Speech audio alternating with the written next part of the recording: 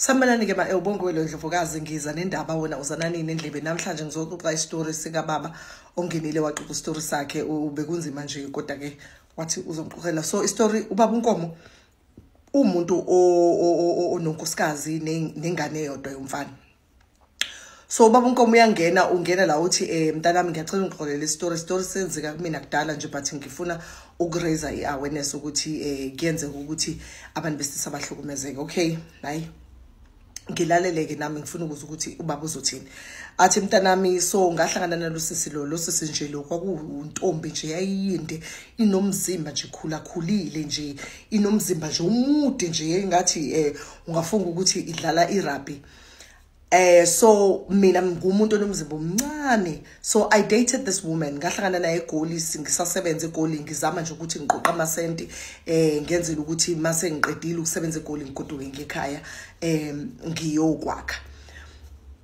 Nangempela ngihlangana nalosisi lo uthi mangihlangana nalosisi lo ngimthande ngoba ngangithanda nethambo lakhe nangombala wakhe uthi wayintombi eyayimhlophe nje eyayinogazi nje ithandeka kodwa usisi wakhona ngamthanda ngamshela wazi wangiqoma usisi ngamchazela ukuthi futhi plan yami empilweni ukuthi ngenze njani ngiplan ukuthi ngiqoqa imali eGoli mangiqeda uqoqa imali eGoli bese ngiyagoduka ngemakhaya ngiyokwakha.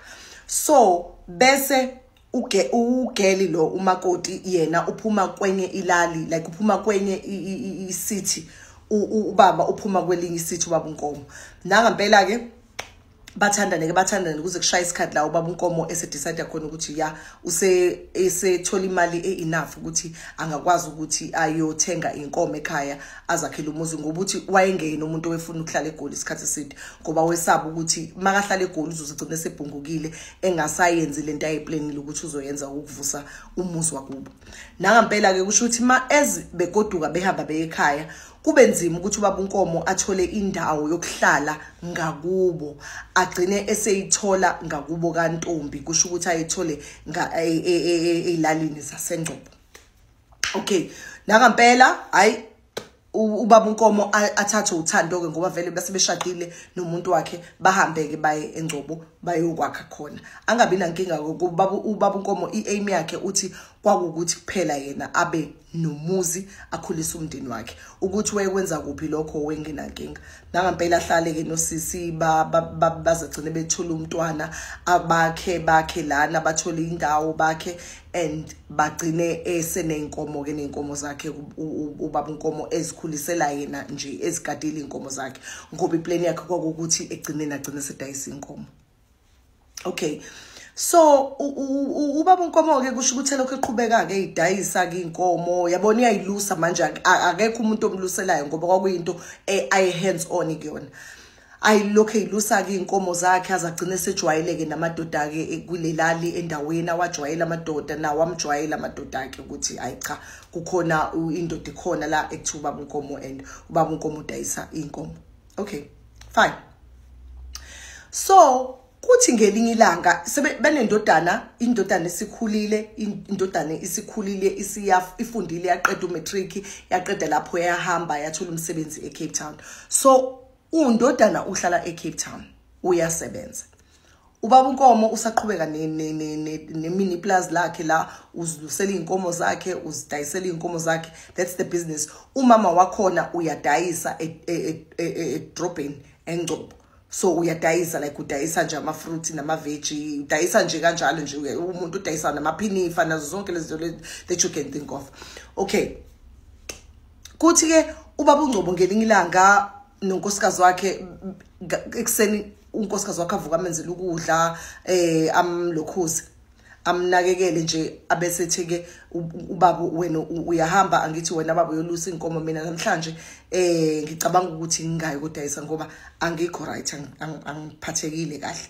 Athi hayi baba uNkomo kulungile inkosikazi ngizokushiya ngizoyolusa ngizoloke emini ngiza ngizokubheka. Nangempela ahambe ke ubaba ulokhuzana ubaba uNkomo lapha ya ekuluswa khona ujwayele ukuthi aluse nomunye ubhuti wakamakhelwane na umfana nje osekukhulile kunobaba ubaba uNkomo ukhulile kunalo bhuti lo mhlambe bashiyana ngo5 years ukuthi ubaba uNkomo yena una 50 lo bhuti lo una 45. Okay, balusa ndawonye bajwayele ukuthi lo bhuti ulusa inkomo zakwakhe nobaba unkomo naye uzilusela nje inkomo zakwakhe ayeke kumele bayigadeke ngoba phela isehlobo amasimu inkomo ziyangena zidle ukudla emasimini. Kuthi makahamba akayolusa ekhipha inkomo zakhe ngoba bebejwayele ukuthi bahlangane ngale kwamasimu, uyathola ukuthi inkomo zalo baba zizodwa akekho umnikazi wenkomo uyikhiphile nje wayishiya, azitshela ukuthi hayi mhlambe khona la eye khona uzobuya abuye bazoqhubeka abaluse ngoba bajwayele ukuthi baluse ndawonye nalo baba lo wakamakhelwane. Hayi kusuka emva kwalokho ubaba unkomo ayilusa inkomo zalo bhuti lo umakhelwane zingene ensimini, akekho lo bhuti lo. Ubaba unkomo azama ukuthi ayikhuze lezi inkomo, but kunenkunzi yenkomo enenkani la engafuni elalela lo ababa kuphela, imlalela ubaba unkomo makakhuluma naye. Kuvele ngene lenkunzi yenkomo ensimini idlumbila wabantu amemeze ubaba unkomo umemeza nalo bhuti, but ungale ezansi akuzwakali ngoba bona imizi yabo phezulu iseqhumeni. Nangampela azagcine ubaba unkomo engenile ensimini, uphethe induku, unenduku eyodwa alusa ngayo, azagcine sengenile ensimini athi uyayishaya lenkomo ilwe ivelilwe, azagcine ephukelwe induku ngoba uzama ukuyilusa ukuthi iphume ensimini but ayifuni ukuphuma ensimini. Abese eyayishiya ubaba unkomo ngoba uyazi ukuthi lenkomo le izomgwaza if eqhubeka elwa nayo. Abese yasuka lapho ahambe ayekhaya akhuphuke lokho eyibhekile zakhe inkomo ukuthi okay ziyadla lapha ezansi sekude ukhuphuka ukala isikhathi ukuthi okay mangigoduka ngekhaya ngihamba ngiyolanda isitswebhu ngizokwazi ukuthi ngibuye ngishaye lenkunzi yenkomo esengadini ngoba ngimazi umngane nami ukuthi ukuphi. And ngalesikhathi ebuya vele unalento ekhanda ukuthi okay ngizofika ngizobheka nonkosikazi wami ukuthi nje bengayanga emsebenzini egula nje kwenzekalani. Hawu uzozwa yini angene ubaba unkomo makathi uyafika nje ekhaya ekhishini kurondevele kuround ufica unkosikazi wakhe ulele nalo baba lo abalusa naye.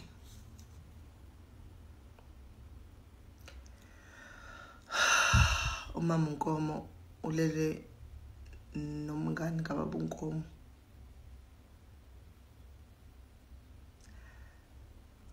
endlini kuround ekishini.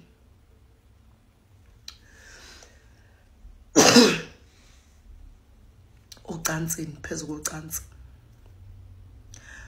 ubaba unkomo avule kuround ne iminyango uvulwa kawu2, so kuvula umnyango wasezansi nowangaphezulu. Ubaba unkomo ufike waphusha isivalo sangaphezulu, makabona uyabona nangu unkosikazi wakhe nomngane wakhe athule athuke. Abese ubaba unkomo uyaphuma uyahamba, angababuzi angasho lutho, ahambe aphindele kweluseni inkomo zakhe, abuye lapho alusa inkomo zakhe kuthi intamba mangabuyi noma ujwayele ukubuya azodla, angabuyi ukuzodla, angabuyi nje ukuzokwenza lutho nje, abuye sebuye ebusuku. Makabuya uvalela inkomo zakhe, aqeda ukuvalela inkomo zakhe bese ehamba ubaba unkomo. Ahambe ubaba unkomo uya kuphi? Uya elokhuzeni eshibhini aphuza ubaba unkomo aphuze aphinde abuye ebusuku ngoba esezolala. Angathivu angambuza unkosikazi wakhe. Kuse ngakusasa ubaba unkomo ngoba iyamudla lento eyenzekile, azama ukuthi agibele ahambe uya kuphi? Enduneni. Afike enduneni, afike ahlale phansi, makahlala phansi azame asho ukuthi bezoyibona induna kukhona into afuna udaba afuna ukulixoxa kanye nalo ufuna ambonise ukuthi njani. Makathi uyaqala uyaxoxa ubaba unkomo lolu daba vela sikhihla isililo lize limhlule azagcine seyekile, azagcine sethayo uzobuye abuye ese right ukuze akwazi ukumxoxela kahle. Nangampela ubaba unkomo ahambe. Ubaba unkomo makahamba uyahamba angabuye ekhaya aye eshibhini uyophuza kanye nabangani bakhe. La afike khona esedakwe kakhulu waqala wabikela abangani bakhe, naye lo umngani lolusayo ukuthi kwenzekeleni, ufica unkosikazi wakhe kwenze njani. Okay, ke nangu part 2. Sanibonani ngema ubungolo Ndlovukazi ngiza nendaba wona uzanani nendlebe. Okay. Kusho ukuthi ubaba uNkomo ke bese yahamba ke ayophuza namadoda. Ngithi siyakhumbula ukuthi uhambile waya ebar eshibhini ke ngoba phela isemakhaya. Eshibhini yasemakhaya uyafika ubaba uNkomo uyaphuza. So kusho ukuthi ubaba uNkomo makaphuza because he's hurting. Kubhlungu nje ngaphakathi, is going through a lot. I decide ukuthi kusho ukuthi ubaba aze aphuze to a point where akasekho right aqale he started crying. I think nje kusho ukuthi uphuze to a point of no return. He started crying and amadoda they looked at him because they've never seen him cry. Akhale ubaba uNkomo akhale and then he start venting out ukuthi emadodeni kusho ukuthi nje avente out ukuthi yena ufice unkosikazi wakhe abese yamkhomba nalendoda le athi ufice unkosikazi wakhe elele no sibanibani esho lo baba wakamakhelwane and leyo nto leyo iyamcasula ngalendlela lena and while ekhala ubaba uNkomo then he ukushuthi oyedwa walamadoda ahleli nawo because ubone indoda ikhala kusho ukuthi akhiphe iphone oyedwa la utshwaleni abese eyamshutha ubaba uNkomo ngalesikhathi ethatha ivideo kababa uNkomo ubaba uNkomo kusho ukuthi uyabalisa ukutshela amanye amadoda abangani bakho ukuthi yazi unkosikazi wakho uyamchithela umficelele nenye indoda endlini ekitchen kwakhe and le ndoda iyona le lana and then abese yasho ukuthi babuze kamanye amadoda abuza ukuthi awumbethi ingane awumshaya ingane abese eyasho ukuthi ubaba uNkomo ukuthi actually angikwazi ukumshaya because unamandla ngaphezulu kwami so if enene uwenze something ujwayele ukuthi angishaye she's been nje abusing me uyangishaya every time if usiba ne conflict noma siba nokungaboni ngasolinye uvele angibeka isandla like usho uyakhala like drunk nje for days. Okay, so ubaba uNkomo abangani bakhe abamkhonzile they picked him up because bamthulisa they picked him up bamthathe bamhambise bamuse ekhaya bafike bayombeka endlini alale. So ubaba uNkomo uyavuka ekseni uvuka everything is normal ujwayele ukuthi phela beyobutha namajita akhe behleli beyo enjoy life. Ubaba uNkomo kuyabe kusho ukuthi one of the guys lo okade shoot video kababa uNkomo he takes that video uyayifaka ku Facebook. Leo video leyo iya circulate ku Facebook all around the neighborhood. It becomes nje iduma nje yazo umhlaba wonke ukuthi enene ubaba uNkomo unkosikazi wakhe umficele nenye indoda and also uLokhuzana unkosikazi wakhe is also abusive uyamshaya you know and kuyahlekwa khona lapho kuleyo video ubethu umfazi like ushawa kanjani umuntu osifazane kwashamananga you know abanye they were making fun of him. So ubaba uNkomo yena akazi ukuthi ushuthiwe and he blanked out. He woke up in the morning ucabanga ukuthi ubephuzile namajita akhe akazi ukuthi he ended up telling istory sakwakhe and avuke kubaba uNkomo ahambe kuyolusa inkomo. So useyazi ukuthi shoot ngeke asayi kolusa nomngane wakhe because umngane wakhe umfice endlini nonkosikazi wakhe. The wife tried to talk to ubaba uNkomo but ubaba uNkomo uyasaba because if uke wablame unkosikazi wakhe uyazi ukuthi unkosikazi wakhe uzomshaya. So ubaba uNkomo is deciding ukuthi I'm not going to confront her, angizombuza ngalutho, I'm just going to keep on doing my things, ngihambe ngiyolusela inkomo zami. Nangempela makathi uyahamba uyolusa inkomo ubaba uNkomo uhlangana nenduna.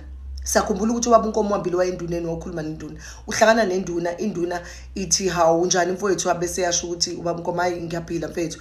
Abesethi kukhona into ebengifuna ukuthi sixoxe ngalelela langa ufikile ekhaya wafike wangakhuluma ukuthi uzongibikelani but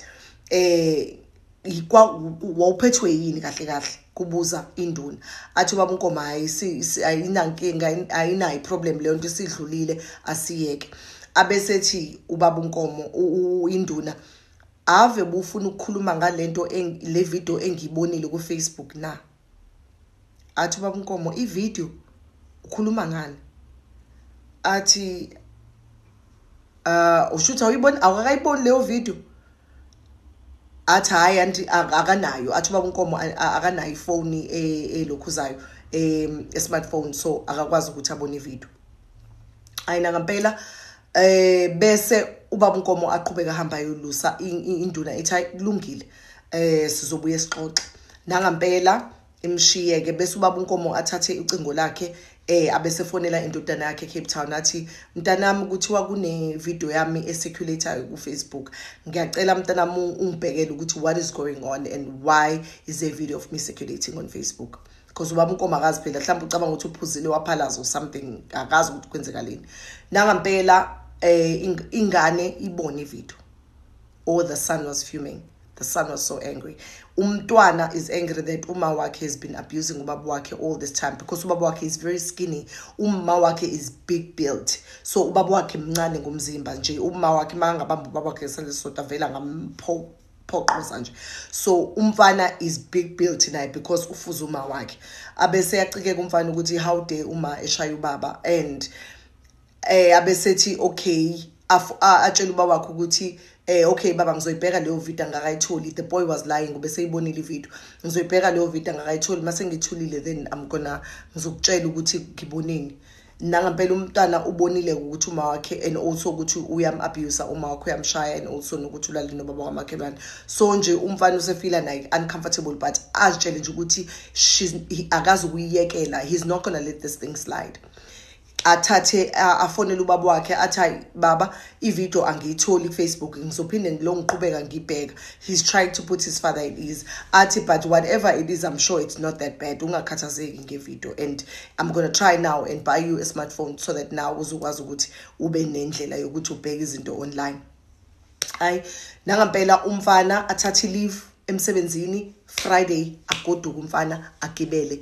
aze ekhaya uyafika ekhaya ufika uma wakhe akekho uma wakhe uhambile uyodayisa ufika khona ubaba wakhe but ubaba wakhe akekho ekhaya usemasimini ulapha ngale ezantsi uyolusa umfana ahamba ubaba wakhe ayomfuna amthole nangampela ubeka isikhwama ekhaya uhamba ufuna ubaba wakhe makafika ezantsi afika ahlale nobaba wakhe amdlalele ivideo athi nayi ivideo baba engiyitholile ukuthi ngalela langa ngangafuni ukuthi ngitshele ngoba ngangafuni uphatheke kabi amlalelisa ubaba wakhe ivideo ubaba wakhe uyasho ukuthi his wife is cheating bamhleka nokuthi ene umficeleni nendoda yamakhelwane and kwashamananga and also ukuthi uyamshaya ubaba umfana bese yabuza baba uyakushaya ngempela uma athi ubaba uNkomo hayi ndithethe lonto because benxilile kusho ulokhuzana kusho ubaba aphinda abuza umfana athi baba I'm your son you have to trust me because if uma uyakubetha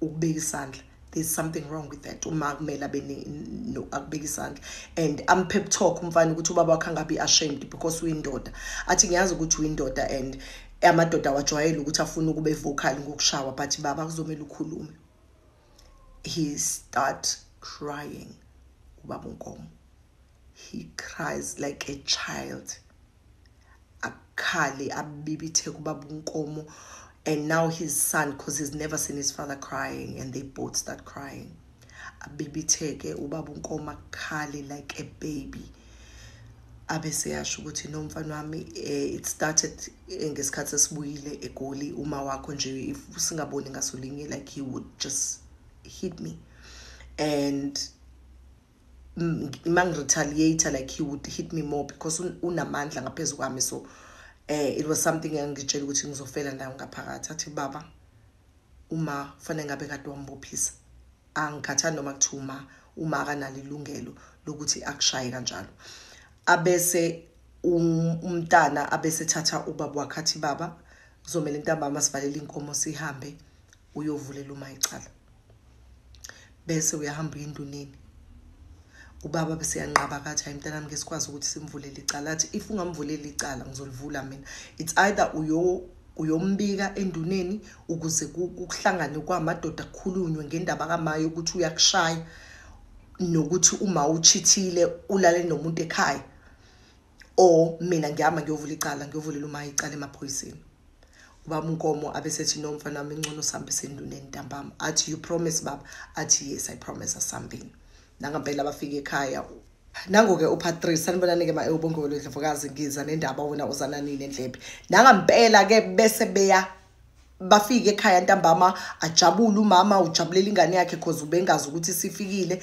ingane nje ibingelele sawubona ma unjani avuma umama athi awuyini ngathi awukho right mfana wami athi hayi anginalutho nje yini ebuyisile la wabuya ngoba phela ujwayele ukuthi ujwayele ukuthi uthoze ubuye ekuphileni kwenyanga athi hayi noma ukuthi kukhona izinto ezingahambi kahle la ekhaya bengifuna ukuzilungisa umama shaya uvalo because uyazi ukuthi utholakale nendoda echithile so she's assuming that ubaba unkomo uyena otshele indodana yakhe ukuthi enene ufica uma wakhelele nendoda abesethi yini khona into ethile yini utatakha akuxelele yona athi umfana ayikho into engitshela ubaba ma I just came back because I realized ukuthi kunento eningi ngifuna ngazikhulume la ekhaya but siyabuya manje sinobaba we'll see you masesibuya nakampela bahambe baye inkosi baye enduneni bafike enduneni bafike abike icala enduneni ubaba ukuthi enene unkosikazi wakhe umficelene nendoda kamakhelwane athi the reason why aphoqa ubaba wakhe ukuthi akahamba enduneni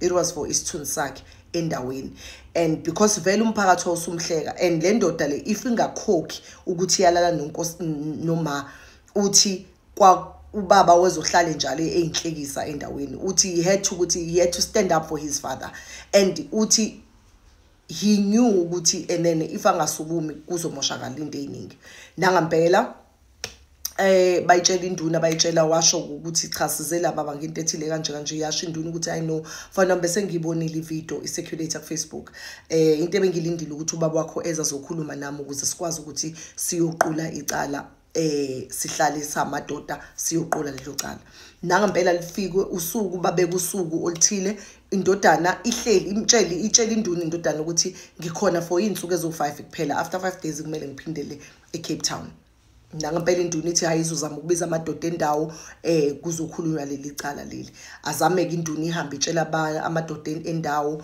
ukuthi kuzoqulwa kunecala enkosini ekumele lizoqulwa nangampela bahlangane bonke amadoda nalo babo kamakhelwane kumele abe khona kanye nomama lo umesisikomo kumele afike esigungwini kuzoqulwa leli cala lokuthi enene isimilo sashona again baliquli lufike kusuku lecala umama unkomo ke abakhulumisani la ekhaya umama unkomo ukhuluma nendodana yakhe kuphela ubaba unkomo because ubaba unkomo akamphendula umama unkomo makakhuluma naye nobaba unkomo uzikhulumela nendodana yakhe kuphela umama unkomo ngishephekile ubaba unkomo umuntu okwazi ukuthi aphake undodana uyamphakela bese yamnika adle umama akakhulumi nje nomama ingane imtshele ukuthi ma uyibonile ivideo ikhulumile noma wayimtshela ukuthi uyibonile ivideo kune video circulator ngiyathi uzwile bese yasho ukuthi hayi mntanami ngenza iphutha umfana angafuni ukulalela athi kwamanje ma angakafuni ukuthi ngikhulume ngayo sizokhuluma ngayo mase siqedile ukubika lolu daba lolu olenzekile la ekhaya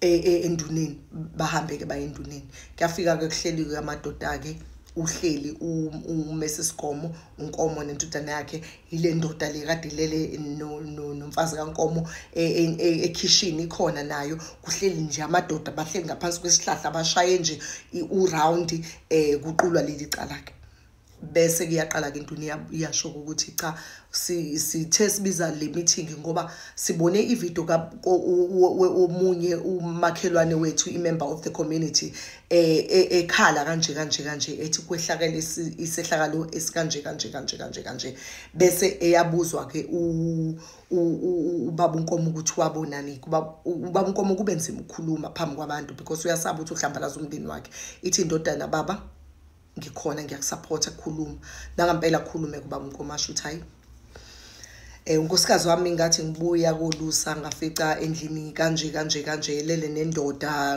leya kamakhelwane kukhona nonkosikazi wakamakhelwane khona la elele nendoda kamakhelwane kukhona ke nendoda kamakhelwane la nayi izochaza ngithi ukuthi bilalele nomfazi womuntu ifike nomfazi wayo ngoba nayi kuthiwa iphatha umfazi wayo mayizicaleni nangampela ke liqulu icala liyekwe lilokuthi unkosikazi ushaya indoda lingakhulunywa ngoba lele lomndeni baliyeke bangalixoxi lelo cala lelo bese kuzegcina idecision kukhishwa idecision ukuthi indoda ubaba lo wakamakhelwane kufuneka akhiphe inkomo ezisihlanu ayohlawula umuzi kaNkomo ukuthi umuzi kaNkomo ungcolisile Nangampela kufuneka afike nanembuzi on top of that. Nangampela kuvunyelwane namadoda endawo avumelwane kube nje isenze sibi bamdiscipline ukuthi lento yenzile yimbi ulandela nabafazi babantu nathi ngesisakuthemba endaweni ukuthi ulala nabafazi babantu. And nangampela ke kufika usuku la amadoda nenduna baphelezela ke kuyohlelo kaNkomo kulindwe ukuthi kuze lezo zinkomo lezo. Nangampela umakhelwane ayilethe inkomo ezu5 abeseletha nembuzi yokugeza umuzi ugezwe kumuzi. Ngalesikhathi kusalinda ukuthi kufike inkomo kusalindwe leyo nto ke because yenzeka nje ngokusheshsha ngoba kuthiwa kujaha umfana ukuthi uphinde la eCape Town. Umfana bese khuluma noma wakhe amakafika beqeda kuleyo meeting leyo bafika ahlala phansi nabazali bakhe akhulume nabo ambuza uma ukuthi ma ubaba yinenza ukuthi ube namandla ukuthi umbeke isandla ukwenzelani lokho ma.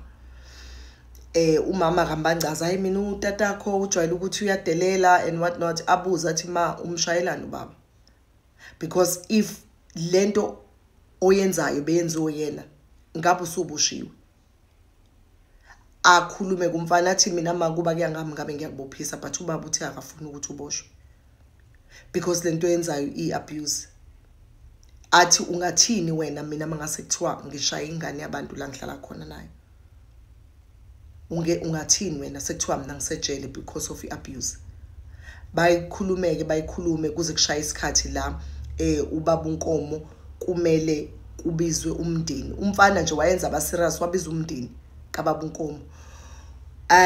Awubiza umndeni abese umfana angithi sekuhlawuliwe ukuthi and then bekungculisa umuzi kanjani bese eyahamba umfana. Ubiza umndeni kababa uNkomo, umndeni kababa uNkomo uzoza ngoDisemba. Abese yahamba umfana asale umama uNkomo la ancengele ke intodeni yakhe ke. After that day ke umama uNkomo ke she started behaving like a wife. Wayeseyiphethe kahle nje lingakaquli icala lizoqulwa ngoDisemba. Nangampela kwabizwa ke umndeni uyabuya ingane ngoDisemba isibuya ibuyele ekhaya futhi sibuya ngama-holiday ke nje uma kuvaliwe emsebenzini. Mayifika ingane ethi ke hayi yafika abazali bayo bajabulile but isho ukuthi cha ngoba sasibizile umndeni wakuboka baba nowakuboka mama ngoba kumele nilungise lento nisaphila kumele siqhubeke nawo. Nangampela ushaya umhla ka16 December ifika umndeni wakuboka baba nowakuboka mama likhulunywe leli cala leli liqulwe leli cala liqulwa imindeni yombili until kwaze kwathiwa umndeni wakaNkosikazi nawo kumele uhlawule ugeze umuzi wakaNkomo. Kumele aze azocela uxolo. Nangampela umama uNkomo akwenze lokho. She came, she apologized and wayenza imbuzi wawugeza umuzi kwalunga ke sagcina silungile izinto. Uthi ubaba uNkomo into enza ukuthi asixoxe lezi story lesi uthi kukaningi ecabanga ukuthi amshiya unkosikazi wakhe but for the sake of indodana yakhe ngoba wayibona ukuthi wezele indodana eqotho iyona yamenza indodana yakhe ukuthi angamshiyi unkosikazi wakhe after lesenzo asenzile. Athi ukuba indodana yakhe yayingekho ngabe umuzi wakhe waphela kodwa ngokuba khona kwendodana yakhe nokuthi benobudoda ikwazi ukuthi imele ubaba wayo makahlukunyezwa iyakwazi ukuthi indodana yakhe imkhulumele kuze kube namhlanje basahleli kahle emzini wakhe. Uthi unkosikazi wakhe ayikho into ayenzayo uthi uyamhlonipha uthi ekhaya bahleli kahle yonke into ihamba kahle and uthi ubonga umntwana wakhe. So siphela kanjalo ke story sababa uNkomo who was being abused by unkosikazi wakhe. Nibe nosuku oluhle. Ngiyacela ke don't forget to subscribe on my YouTube channel. And please ngicela nibuke ivideo nama lokhuzana nama adverts la wadlalayo niwaqede. Ungayiskip iadvert mayidlala because nje bobuka le video nje the only way I can make money is for you to watch the advert. Ngiyabonga ke bangani bakaNdlovukazi.